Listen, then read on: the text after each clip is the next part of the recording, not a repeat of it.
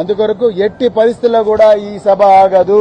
మేము మళ్ళీ చెప్తున్నాం, మాకు అన్ని పర్మిషన్లు ఉన్నాయి.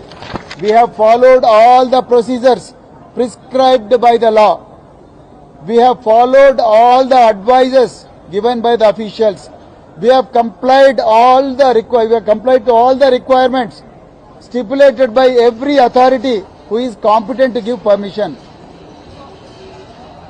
చివరికి పోలీసుల దగ్గర ఆపినరు. మేము మా బీఆర్ఎస్పీ నాయకులు, అదే విధంగా బీఆర్ఎస్ వాలంటీర్లు ఎంతో మంది రోడ్ల మీద నిలబడి ట్రాఫిక్ మేనేజ్ చేస్తామని కూడా చెప్తున్నారు. మీరు ఏం కావాలంటే అది చెప్తున్నారు, ఏం కావాలంటే అది ఒప్పుకుంటున్నాం. అట్లాంటప్పుడు మీరు how can you deny the permission to us? How can you delay the permission? మీరు ఆన్సర్ చెప్పాలి. మళ్ళీ నేను పోలీస్ అధికారులకు చెప్తున్నా, పరిపాలనా శాఖ వాళ్ళకి చెప్తున్నా, దయచేసి మీరు రేవంత్ రెడ్డి గారి అక్రమ ఆదేశాలు పాటించకండి, చట్ట ప్రకారం నడుచుకోండి. మేము మీరు చెప్పిన ఆదేశాలన్నీ పాటిస్తూనే ఉన్నాం.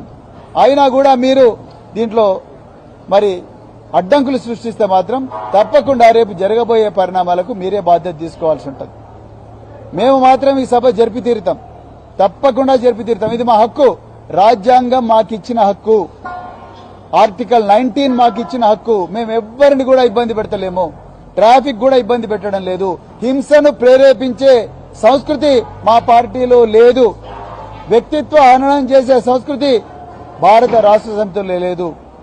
అందువల్ల మా వల్ల ఎలాంటి శాంతి భద్రతల పరిస్థితి తలెత్తదు. అందుకొరకే మళ్ళొకసారి మరి మల్కాజ్గిరి పోలీస్ కమిషనర్ గారికి, ఎల్బీ నగర్ డీసీపీ గారికి, అదేవిధంగా ట్రాఫిక్ డీసీపీ గారికి, చివరికి రాష్ట్ర డీజీపీ గారికి మళ్లీ మేము రిక్వెస్ట్ చేస్తున్నాం, దయచేసి వెంటనే పర్మిషన్ ఇవ్వండి, అడ్డంకులు సృష్టించకండి. మీరు అడ్డంకులు సృష్టిస్తే దీని ఇంపాక్ట్ తెలంగాణ రాష్ట్రం మీద అంతుంటది. ఆ జరగబోయే పరిణామాలకు మళ్ళా మీరే బాధ్యులవుతారు.